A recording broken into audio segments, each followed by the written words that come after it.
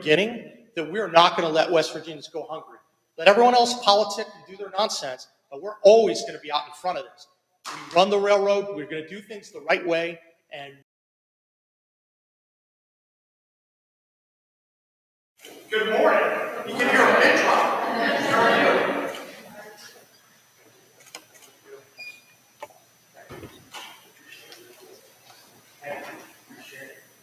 Thank you, guys. Thank you. See you. How are you? Thank you for appreciate it. I already got you, Russell.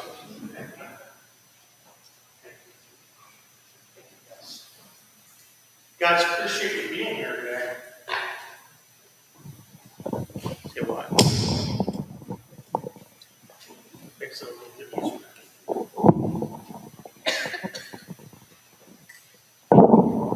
Sorry, I'm going to make things more complicated, but it's wonderful to be with you here today, and I certainly am so grateful to see some of our partners as they were working to really address the food insecurity issues we're facing here in West Virginia. I want to start out by recognizing the Guard and the amazing work that they're doing. These guys are unbelievable, and it makes a big difference for the state of West Virginia. So thank you to everyone here today and everyone who's been working around the clock.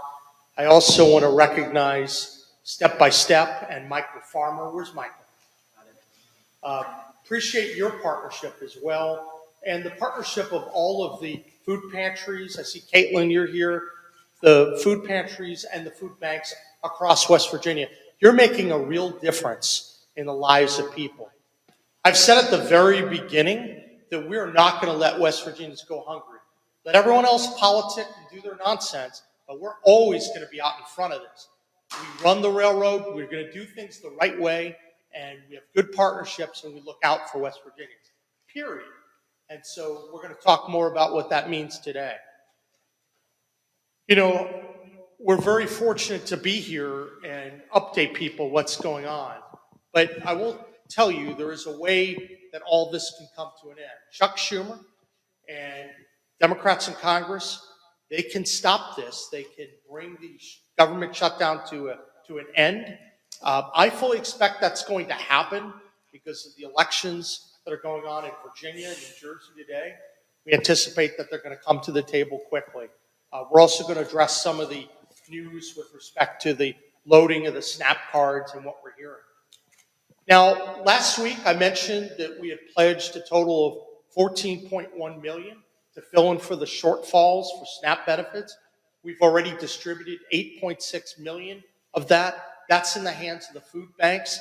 A lot of those resources have already been shifted to the food pantries as well.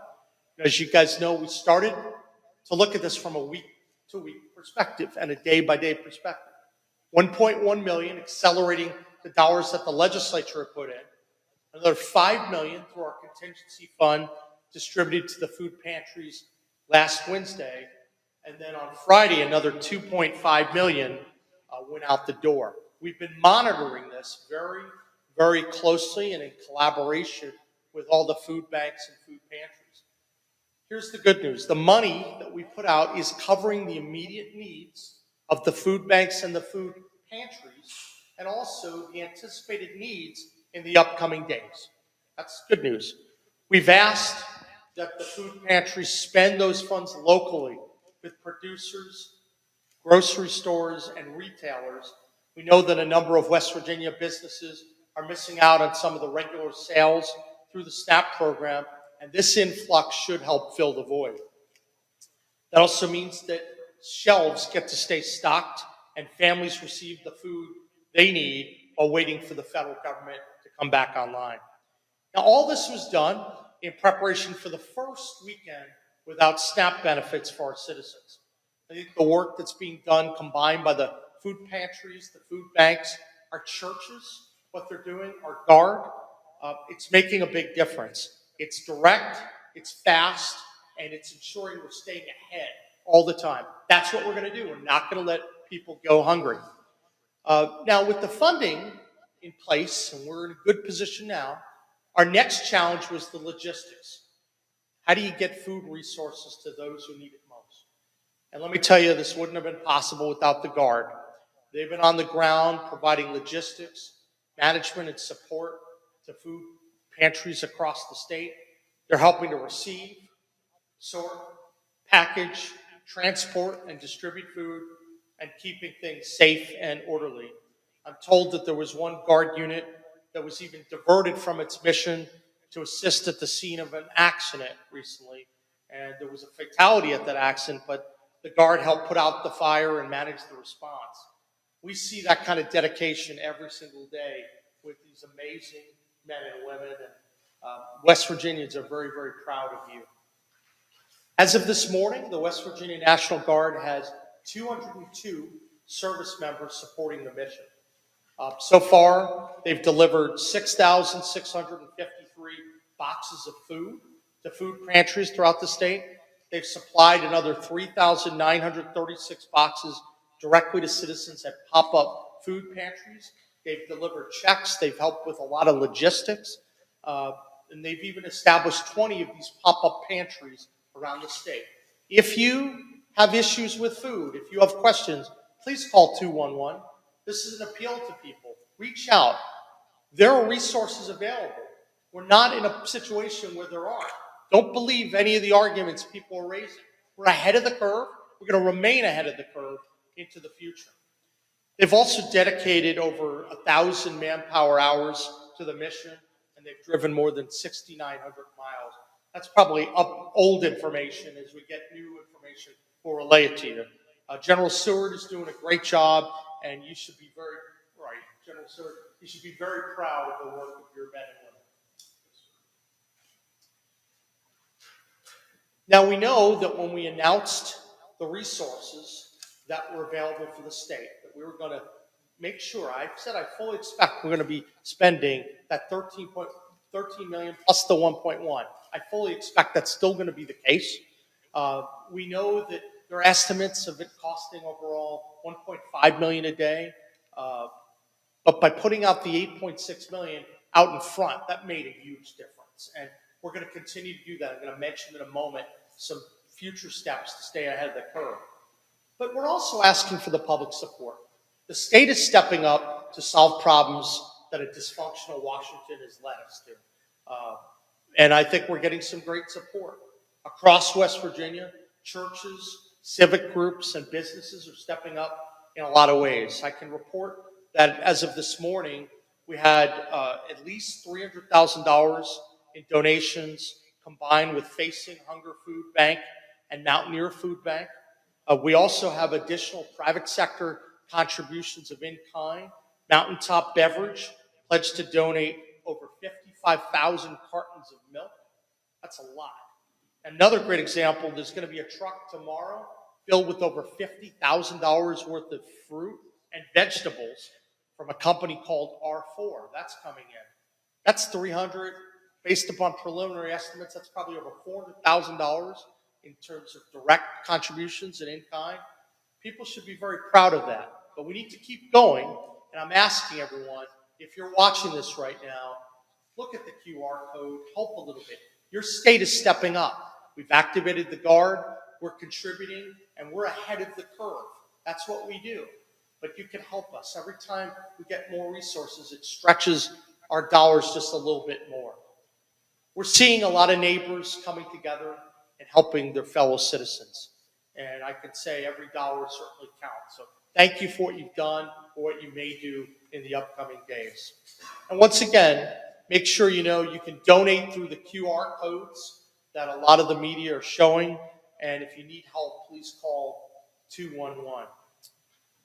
Now, I know we're watching the situation daily, and we're coordinating with food banks, and we're ready to act at a moment's notice. I'm getting updates every single day, and we had transferred that money, that extra $2.5 million on Friday, just to make sure we were safe for the weekend, right? We're trying to be prudent about it. And now we're evaluating, and we're getting reports that, at least from where we are now, we're not seeing the shortages. If we hear about it, we're going to run to the fire. We're going to run to the problem. We're going to make sure they have resources. We're going to make sure that they have coordination to do the right thing. I believe, though, in the next few days, we're probably going to have to activate the next $2.5 billion that we've talked about, which would get us over $10 million. I fully expect that because while we have heard that the SNAP cards are going to be turned on relatively soon, they'll be turned on not at the full benefit. So I'm going to continue to make sure that people have the food they need, and we're going to accelerate the monies to get ahead of it. If I determine that after the 14 million, we need more resources, I will call the legislature back into session, and I will ensure that West Virginians don't get hungry. Period, full stop. Don't let people tell you otherwise. I know there's a marketing campaign on the other side saying that, but it's important for people to know the facts that are on the ground. That's what we're dealing with. So we're going to evaluate today and tomorrow, and probably come back on Thursday to decide, is that the day we transfer? But I fully expect sometime before the end of the week, there'll be another transfer of $2.5 billion. If we get information that requires more, we'll step up and we'll do more. And then once we get to that 14 million, if we need to call the legislature, we will. Those are the facts, and I think that it matters a lot. I want to assure West Virginians we have your back. We're going to make sure that no one's going hungry. So we're busy doing a lot, and we're doing it as a team. Team West Virginia is stepping up. The food banks, the food pantries, our churches, our citizens, our guard, and your governor's office, everyone's stepping up. And I also want to thank the leadership of the House and the Senate, because I have talked to them about this, and I said, there may be a time where I have to reach out to bring the legislature back, but we're going to do it based upon up-to-date information, right? And that's what we are doing. So we're being responsible actors to protect our citizens.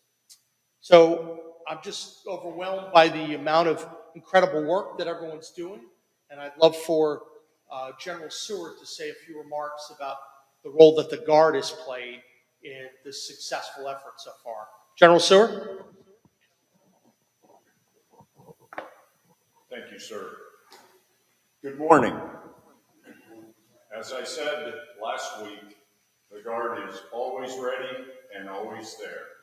A week ago, we started calling our service members to activate some of them to come on to this mission. Not a single employer across West Virginia objected. Every Guard member that we requested was able to leave their normal place of employment and come serve West Virginians. That says a lot about the commitment to West Virginia businesses, or on behalf of West Virginia businesses. And I want to thank them today, as well as the amazing men and women of the West Virginia National Guard. They didn't just show up. They all showed up knowing what the mission was. I've spoken with them across the state this weekend. I was at mobile food pantries in Roane County and Clay County. Our service members were on the ground, dedicated to making sure that there wasn't anyone that left that site short of food.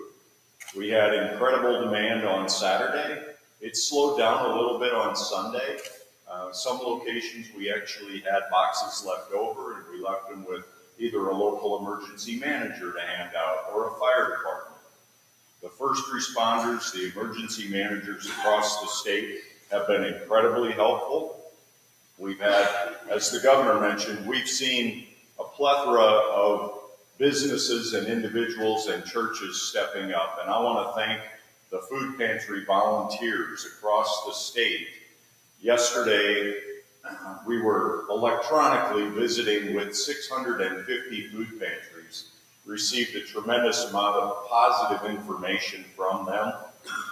Each day there are just a few food pantries reporting that they need more food, and they're reporting that through the food banks. They're then requesting our assistance, and we're delivering food across the state.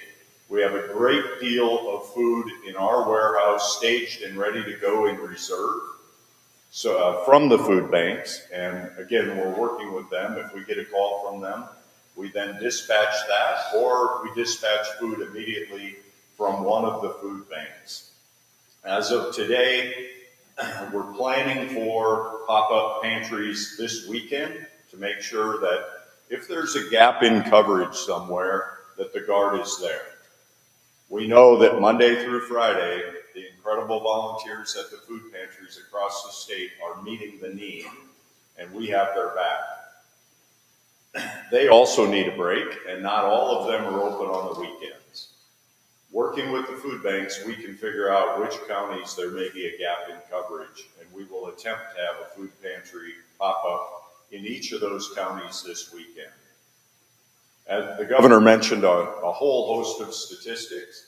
What I'm incredibly proud of is the 7,000 miles that we've driven as of last night, accident-free. It's incredibly important to me that every one of these service members that steps up gets to go back home to their families and their employers safe. So that's part of our focus. If you see on Facebook or you hear that there's a delay at a pop-up food pantry, it may be because we're at an accident scene. There's usually a very good reason. If we don't show up on time, there's usually a very good reason. We'll continue to execute the mission as directed by our Commander-in-Chief, Governor Morrisey, and I anticipate that we'll see continued need until these cards are fully turned on and operational, and until then, we'll continue to press on. Thank you. Thank you very much, General, and thank you to the National Guard and to everyone who's contributing to the many efforts across the state. I'd now like to give Michael Farmer a chance to come in. He's doing a lot of work on the ground. I think it'd be great to hear his perspective. Michael, thank you.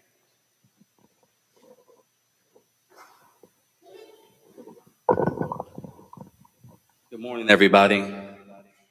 This is a church, y'all can say hi, and we can talk back and forth to each other a little bit.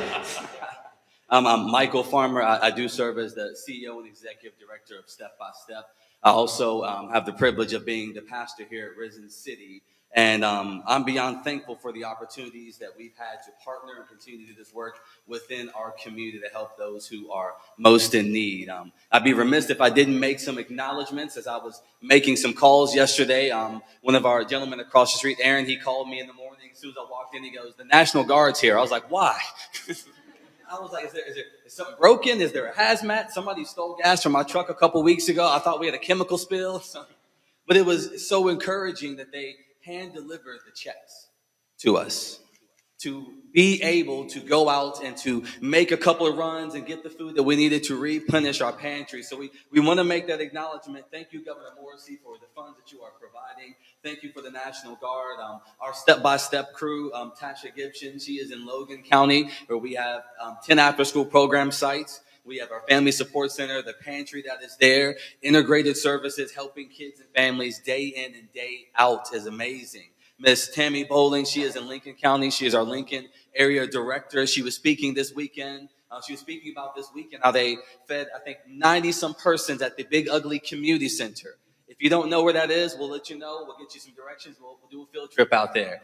But it is meeting the need of Southern Lincoln. And we were discussing yesterday about how we will be in Hamlin and all across the area to meet the needs of those who have the most need. And Mr. Brennan in the back there, he's hanging out. He is our Kanawha County Family Resource Center director, and he runs the pantry and other resources across the way. And Mr. Doug Walters, one of our board members, Miss Ashley James, she is our chair of the board, and Mr. Chris Price.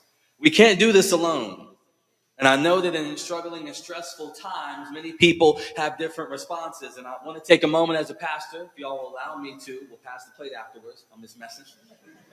But I want to share a verse that helps me out tremendously in troubling and stressing times to remember to be thankful, to remember to honor those who are in authority and working, and how we can collectively work together to help those who are most in need.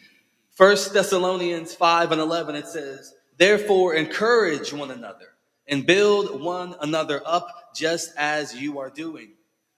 We ask you, brothers, to respect those who labor amongst you and who are over you in Lord and admonish you, and to esteem them very highly in love because of their work, because at peace, be at peace amongst you all. And we urge you, brothers and sisters, to admonish the idle, encourage the faint-hearted, and help the weak. Be patient with one another and see that no one repays evil for evil, but always seek the good for one another and to everyone. Rejoice and pray without ceasing. Give thanks in all circumstances, for this is the will of God in Christ Jesus. Church, can I get an amen? Amen. So what does this look like when the funding comes through? Well, I believe it's good for us to recognize that if you stay ready, you'll be ready. You don't have to jump into a crazy response, but as we have received the funds from the state, we were immediately able to go out and say, let's go ahead and help those who are most in need through a network of our after-school programs, working with all of our counties in Lincoln and Logan and Kanawha County with our Board of Educations, our principals. I called Miss James yesterday and was letting her know about this event and meeting, and she was already cooking a meal at Piedmont, staying after hours. My daughter came home with spaghetti from the after-school program. So our goal is that as we continue to receive these resources, we want to be the persons who are able to help facilitate this across the state. We see this through the relationships with our food banks and our food pantries, the continued communication, and we look forward to being persons that can help and encourage those who are most in need, not just in times of what may feel like chaos, but in the normal times also. We're West Virginians. We don't wait for somebody to respond. We respond immediately. And this is how we will continue to do this work here at Step by Step. Thank you all.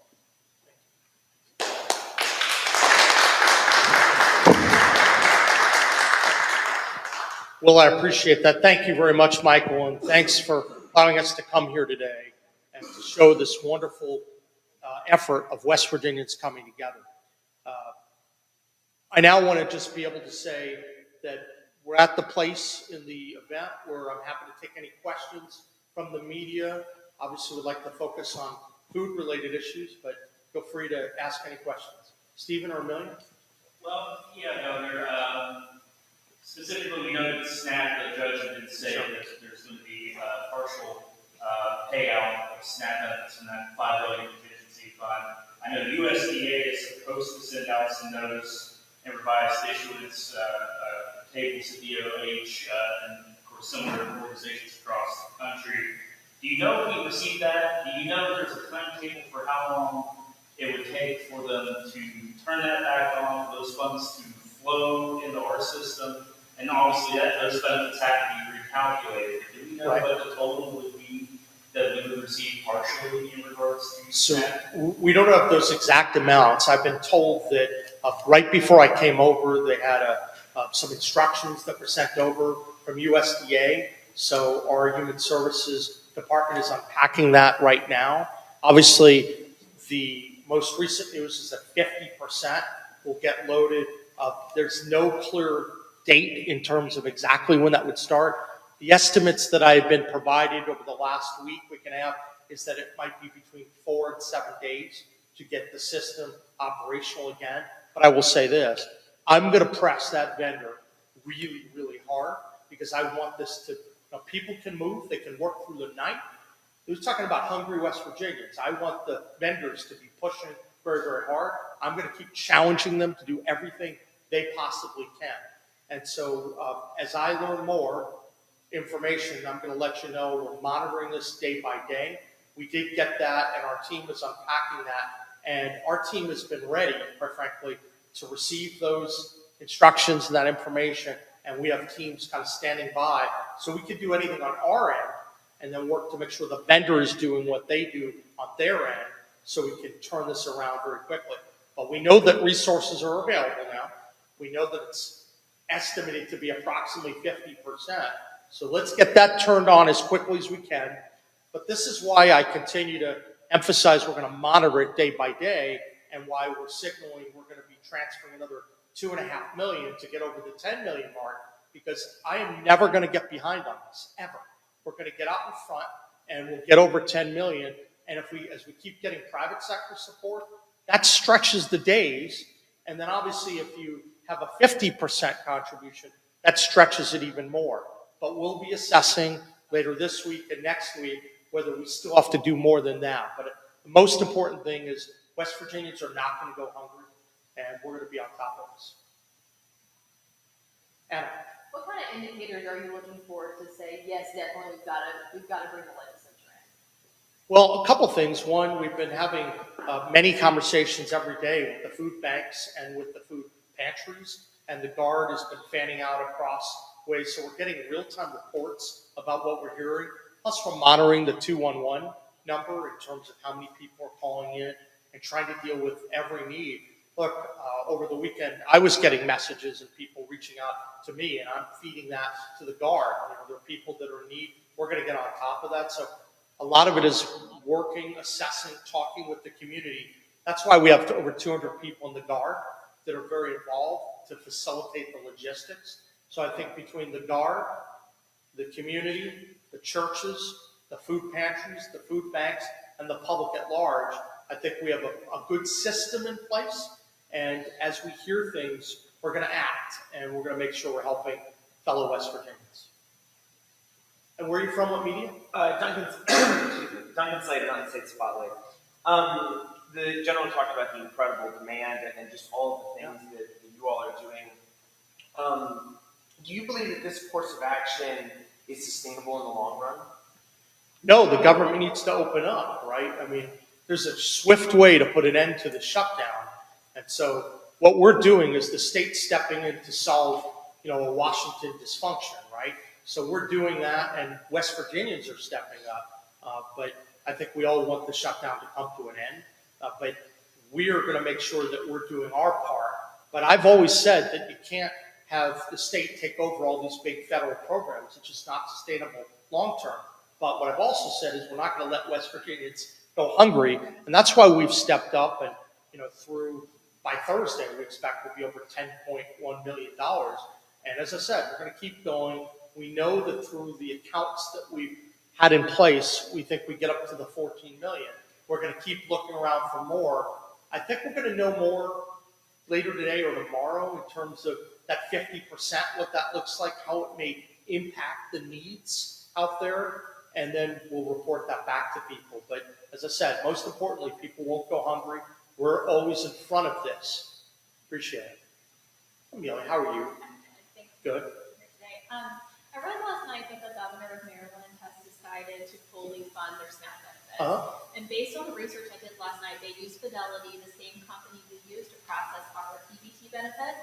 And I read through the Trump administration memo, which said Fidelity can't accept contingency funds. So have you considered funding the rest of SNAP to bring those benefits up to 100%? So a couple things. One, we're going to make sure that there's no need. We're going to make sure that people are not going hungry. So based upon the information we had, our vendor was having problems doing that. It was not feasible. That's the latest that's been provided to us. Look, I don't know, about how the Maryland system is working, what they're doing, but I can say this: we're going to have resources that are available. We're ahead of the curve. If by say Thursday we're at $10.1 million, and if there's need for more, we're going to make sure that that's available. But it doesn't make sense to say we're just going to reserve this big pot of money. Maybe we need it, maybe we don't. We're going to monitor it day by day, week by week, to make sure that these dollars are used most effectively for those who are in need. And we're also going to do it based on facts in the ground. When we learn more about the amount of money that's being transferred to the Guard, that could inform our decisions instead of just picking a number out of the sky.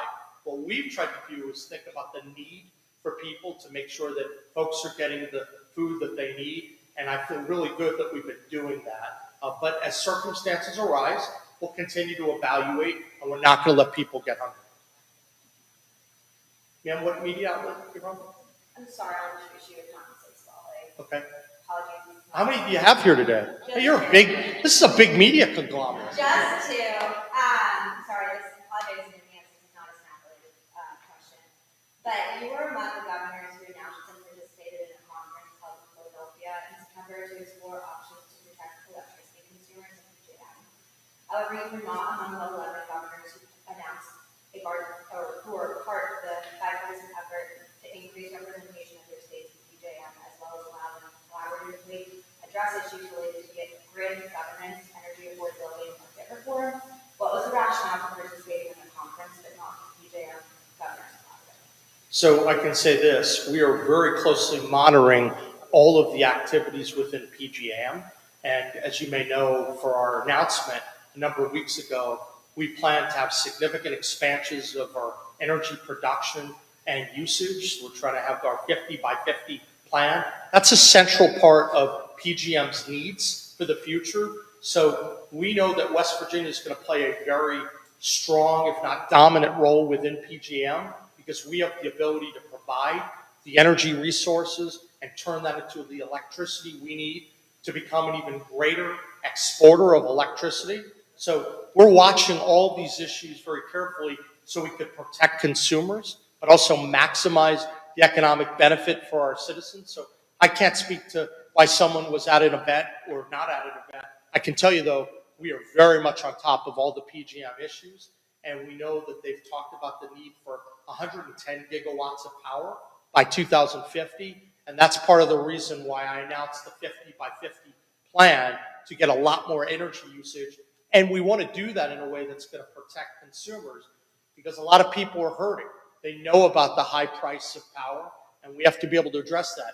That's part of the reason why when we put together our data center bill earlier this year, you can see that the cost of producing those data centers is not going to be passed on to the consumers. That's a really big deal. And I think that's a signal of what we're trying to do to protect West Virginians from the high price of electricity. So I am familiar with what's going on, but we're also evaluating because I think West Virginia is a very strong player within PJM. And there's a lot that I'd like to do. So sometimes you approach things strategically in order to put your citizens and your state first. And that's certainly what we're doing in our relationship with the other states and with PJM. So thank you. Any other questions? Yes, so after these evaluations in 1 or 2 days, it is determined that the 14 million is not enough. How quickly could we see lawmakers get called back to the Capitol for a special session? And do you anticipate this sole focus being on food systems, or do you think other issues could come up? So I will say that I have talked to the leadership of the House and of the Senate, and I think that their comments have been very positive, that they could move very quickly. I told them that we would not be afraid to call them if we need to. So I think that we could call them back and get them here within a couple of days if we need to. But at the same time, I want to do it and know that if we're fronting the money the way we are now and we're ahead of the curve in the need, then there's no reason. You don't want to waste taxpayer money by calling people if you have the resources. So we're going to keep evaluating. We'll know more tomorrow. We'll know more Thursday. And then obviously when we get to weekends, that's important to always front things through weekends. So because the banks aren't open on weekends to transfer resources, right? So we'll have additional information probably to share Wednesday, Thursday, maybe later in the week. But I know that we've received positive feedback on having a positive response if we call them in. Now, we've only talked about the SNAP-related issues, so I think that's the focus right now. But if other issues come up, I'm sure that that's a possibility. This might be a bit in the weeds, so if you can't answer it now, it's okay. But I just want to know, would PAC be involved in communicating with Fidelity about this change in the SNAP structure for the 50%? Because our PAC system that we use to enroll people in the SNAP has had a lot of issues in the past. So I'm just wondering, in your meeting, it seems like you just talked to DOHS, are they feeling confident that our technology can handle this new math equation they have to do to get these benefits out? Well, so I can't speak to the 50% piece and how that would go because we just got the memo this morning. So I will say, I think I ran into Stephen on the way, and from the time I ran into Stephen, I came out the door, there was a memo, right? So our human services unpacking that. So I will say this, our folks are working really hard to make sure that we do everything that we control on our end to move things fast. So I think that to the extent that there's the capacity, we'll do it. I can't speak to any issues that may arise within PATH or other programs, but I know that I've asked my team to be on top of this to make sure that not only the traditional methods of communication, but others are put out there so that people know when things are happening, when the card may be loaded, what the situation is about the delay. That's important. So communication is really important. That's why I'm coming before you to hopefully get more of this information also communicated to the public and still ask and emphasize the need for donations because we're going to the point where people may assume that everything's ready, but there's a delay, and we don't want people to be hungry because there's some delay in the money. So we're happy to follow up with you on some additional details. If you have questions, you can let our team know. But I feel good that our team is on top of this. Where are you from? What's your name? Aaron Parker, I'm with Metro News in Charlotte. Hey, Aaron. Nice to see you. You I love to see Metro News joining us. Thank you. You talked about being in contact with 211 officials. Do you have any kind of estimate on how many residents have been using 211 over the last few days, and what does that process look like from your office? Yeah, so I know through the weekend we were at about 600 calls. I don't know, General, if you have any update from yesterday? We didn't get an update yesterday, Governor, but I was told that the 300 or 300 to 400 a day, Saturday and Sunday, continued yesterday. Okay. I didn't get a specific number. So there you go. I think that's consistent. So we want to make sure people avail themselves of it. My sense is that people don't always know that they have these tools available. That's why I'm always grateful that you're willing to get that information out, because an informed citizenry obviously takes advantage of the resources available. So appreciate you asking that question. Any other questions from the media? Well, I want to say thank you. Once again, grateful for your hospitality. And we're going to continue to work and partner with everyone. This is important that we get this right. But I want to thank our entire team and also some of the people in the governor's office, Jamie and Wolford, and others who are working really hard to try to make this happen the right way. So we're on top of it. We're going to have the resources we need. Don't let anyone tell you otherwise. We deal in facts here as opposed to the fiction that sometimes comes from folks. So thank you for coming here today, and we'll see you very soon.